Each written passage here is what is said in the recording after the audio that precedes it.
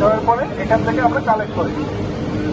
আর কি এখানে রেগুলার 3টে ইলেকট্রোড আছে, এখান থেকে দেখতে পাবেন না এইটাই কাজ করে।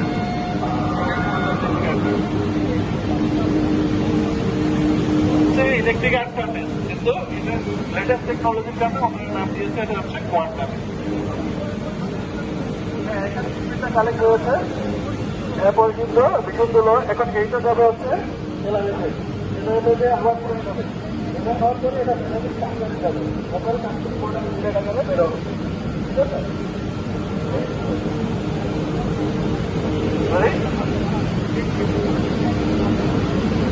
না না বিলেটটা সরাসরি আমরা রোলিং মিলে বের করবো।